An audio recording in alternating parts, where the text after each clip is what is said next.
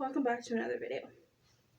It has been a month, I think, since last I posted. And I have reasons why I just disappeared, and most of you guys know if you follow me on other social media accounts. But I will explain everything in a bit. First, I would like for you to subscribe if you haven't already. If you haven't, why haven't you? And you will have, if you have, welcome back. Don't forget to hit the bell icon, notifies you when a new video comes up. Also join the lovelies. And to like the video if you enjoy stuff like this, or you understand what I'm about to talk about between yourself or others. Before we get into everything, there is a warning on this video. I will be talking about some personal and not really disturbing, but more like uncomfortable conversations. And I don't want to either get flagged down because you guys reported me for it. I want it to be known that this is what we're talking about. And if you can't handle it, please click off this video now. Or after I tell you why I disappeared. Yeah, after I disappeared. Okay, I disappeared because a family friend of mine had passed away and I needed to grieve for a good month. So, there's the reason why I disappeared. Now, if you can't handle talking about self-harm or suicidal thoughts or suicidal tendencies, I'd advise you to click off this video now, because I don't want to get in trouble for your mistakes. I just don't. And I don't really want to deal with it again, because I've dealt with it before. So please, next week's video will be a lot more cheerful and normal content. This is mental health down to its pinpoint address. And I need people that can handle talking about it, hearing it, understanding it, education-wise. And I won't be talking about the easy to talk about. I'm talking about the real deal. So please, if you can't handle stuff like this and you get triggered easily or get triggered in general, I'd advise you to click off this video immediately. I don't want to get in trouble. I'll give you a couple minutes to do so. No, yeah, I disappeared, and I was like, I got these new earrings, this new jacket. I was like, I feel spiffy, really spiffy. I should really make a important video, because I feel very important wearing this jacket like this. And these earrings make me feel very important, like a reporter almost. But this needs to be said either way. So, some water, because why not?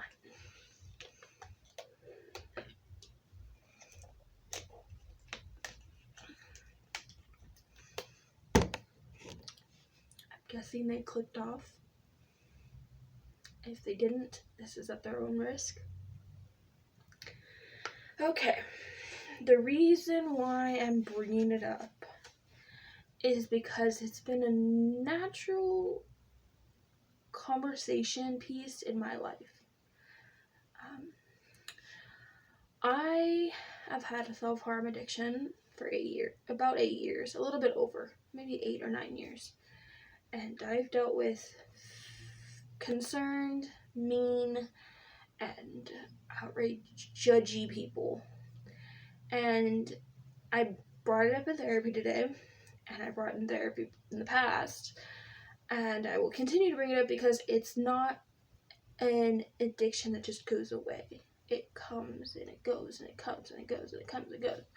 Self-harm, I have the definition here, is a deliberate injury to oneself, typically manifestation of a mental condition. So, there's multiple forms of self-harm. The common one is cutting. When you cut your body. That's what I do. I have been clean for 2 months, which is 50 days. But there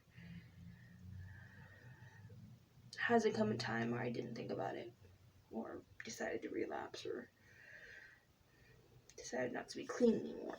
And I'm in the middle. I want to be clean, but I kind of don't want to be clean, and it's just a lot of emotions that I'm working on. But there is also nail biting. Intentionally nail biting. There's normal nail biting for anxiety. Those aren't considered intentional. It's just your brain being your brain. Intentional nail biting is when you make yourself bleed on purpose. Make yourself hurt on purpose. Taking a shower too hot is intentional self-harm. Eating disorders are intentional self-harms. Wearing your shoes or your clothes super tight can either be autism or intentional self-harm. Mine's my autism, not that I do it on purpose or anything. It's something you do on purpose. If it's an accident, it's an accident. But if you do it on purpose, it's because you do it on purpose. You're intentionally doing it. And it's not the easy thing to be. It's like you do it and then like you get judged. Either by family, friends, teachers, staff members, co-workers. It's just very stressful and hard to understand or explain to people. And as a mental health advocate and willing to explain a couple things to get things in easier understanding,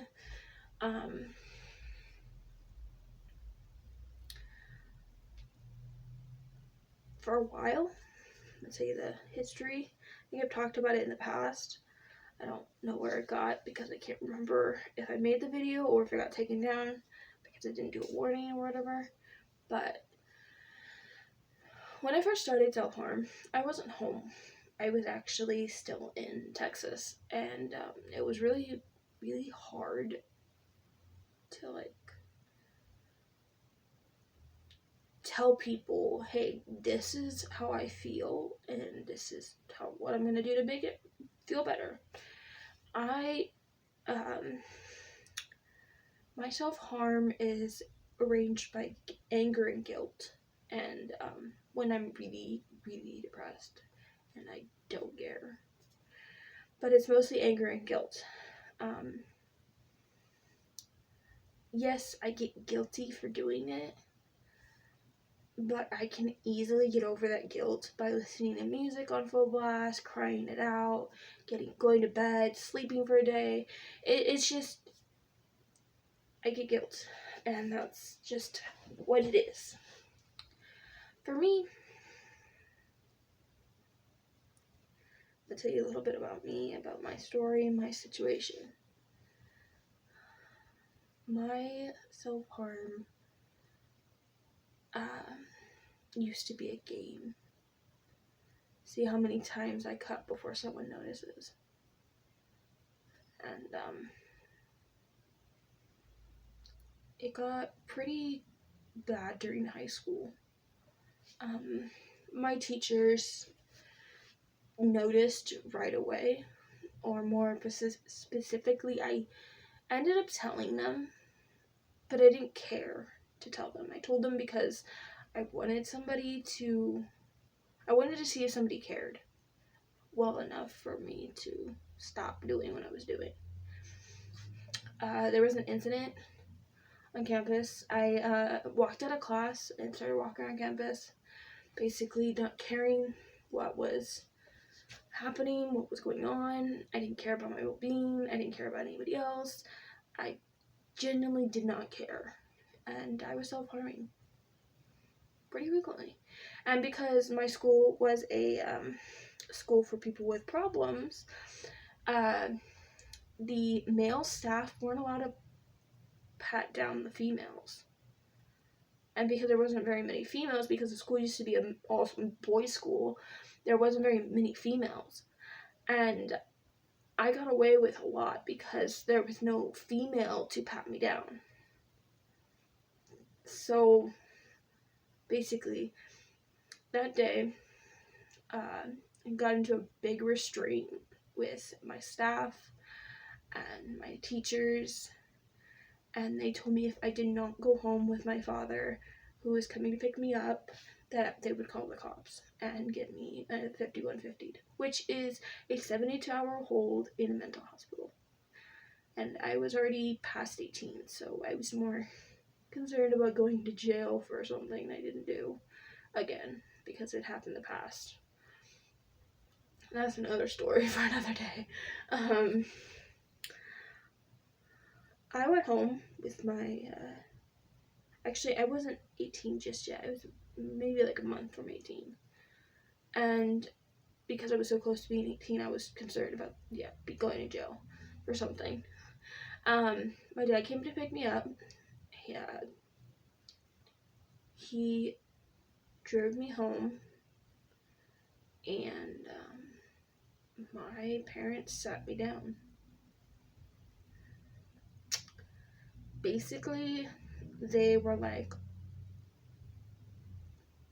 show me your wrists, show me your ankles, show me whatever you're cutting yourself on, and where are the others. And I was told to promise that I would never do it again. I didn't really keep that promise. I don't make promises anymore because of that. But I made the promise that I'd never self-harm. Then when I turned 18, things shifted. My parents started acting like they cared less what I was doing to myself. More specifically, my mother. And I don't know if it was personal or if it was just in my head, but it felt like they were distancing themselves from me. Like they didn't care what would happen, where it would go, how it would go. I broke the promise 2-3 times, and I think that's what made her distance herself. And I don't blame her. Back then, I was gullible enough to make a promise. To this day, I don't make promises. My therapist asks me all the time, she's like, promise me you won't do this, promise me you won't do that. And I'm like, I can't promise you anything. And she's like, why can't you? And I'm like, because I know I'm gonna fail. I know me well enough that I'm gonna fail. And it breaks my therapist's heart, and I can see it in her eyes. Like, literally, it's sad. She's so concerned sometimes, but I can't make a promise because I know I'm gonna break it. I can promise you that I'm gonna be a good friend, I'm gonna be loyal, I'm gonna be good, I'm gonna be the greatest person you ever had. But when it comes to self-harm or suicide or something, I'm not gonna promise you something I know I'm gonna break.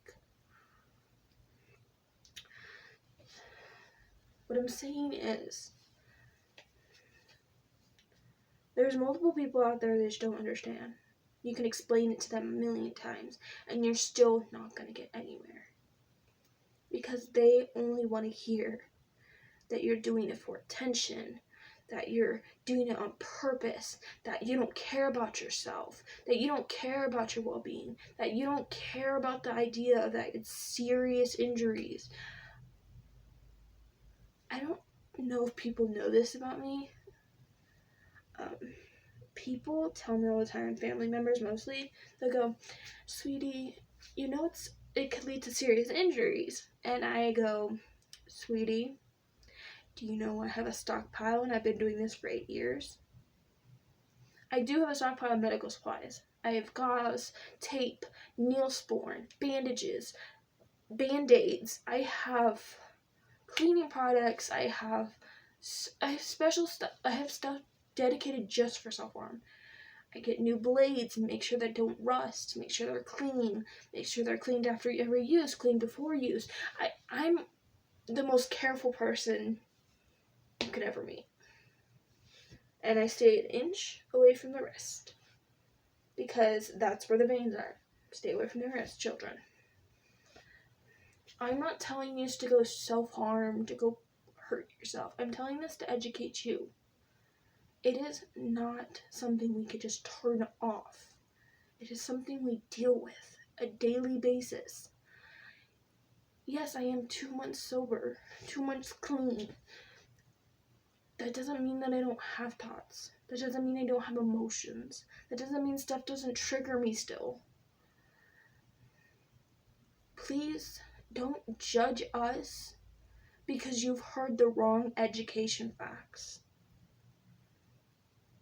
What we go through, what we feel, what we deal with is the opposite of what you're told. Don't go to someone and be like, ew, you got scars. What the hell? What's wrong with you? Do you cut yourself? What the hell? Gross. You know that what are you going to tell your kids? And like, I'm going to tell my kids that back in the past I was in some real deep shit and I coped with the wrong way. What are you going to tell your kid? Like, it's the same thing with drinking. What are you going to tell your kids when you are going to an AA meeting because you drink too much? You did too much drugs. You're going to tell them the same thing. I had a rough patch. I coped the wrong way. I am doing better now. Please don't take our feelings for granted. Don't take our problems for granted. Our mental health is a big problem here. And we do what I can to cope in any situation we have. Whether it's trouble at home, trouble at school, trouble with friends, in your own head, in your own heart, your own body. Whatever it is, you need to realize that you're not alone. There's others like you. I'm really close to making a Discord server just for mental health. So you guys have somebody to talk to. Somebody that's always there, which most likely is me. Which is fine. It's fine. I don't mind being there. You guys need to know that you're not alone. You're never alone. You have millions of us. And if you want to know my reason why I self-harm, main reason, the smell. There's a smell when you wipe away the blood for the first time. Because what I use a spray bottle to clean my wounds, basically. Spray bottle and gauze. Spray it, and then I wipe it. There's a certain smell that you get when you clean up your wounds. It smells almost rustic, almost. It's not rustic itself, but it smells like something like that. That's like a turn on for me. Or the feeling when you put the tool in between your fingers. Yeah, it's relaxing. It's almost like putting a bottle of alcohol to your lips and drinking and getting that buzz. Or alcohol or drugs. I don't know very much about the alcohol and drugs because I don't do it, but addictions are addictions and they can't be turned off. It's like any other, you can't turn off cancer. It's more likely that it's still going to always be in your history. May not be always in your body, but it's in your history. So please, educate yourself the right way. And check up on your friends. Ask them genuinely how they feel. If you just go, hey, how you feeling? They're going to say, I'm fine, I'm good, I'm okay. Tell them, ask them. Be like, are you genuinely okay? Are you okay? Like, genuinely. Because once you put genuinely or tell me honestly, they're going to open up. It's going to take time, but they will. You need to comfort your friends, your family, your loved ones, the ones you hold close. If you see somebody on the street, ask them, hey, are you okay? You want to talk about it? I'm here to listen. Don't just assume. that they're doing it for attention, because nobody is. Most of us are doing it because we're asking for a cry for help. So, with that, please, please, educate, don't judge, and ask your loved ones honestly how they feel. Because everybody deserves to be on this earth like everyone else. No one deserves to be left behind just because they have a situation they have going on, or problem, or their addiction. Everybody is human. We have the right to be here and be alive just like everybody else. So ask us what's wrong. Genuinely. Care for us. Don't make us feel alone or a burden. I love you guys, and I will see you guys next time. Bye.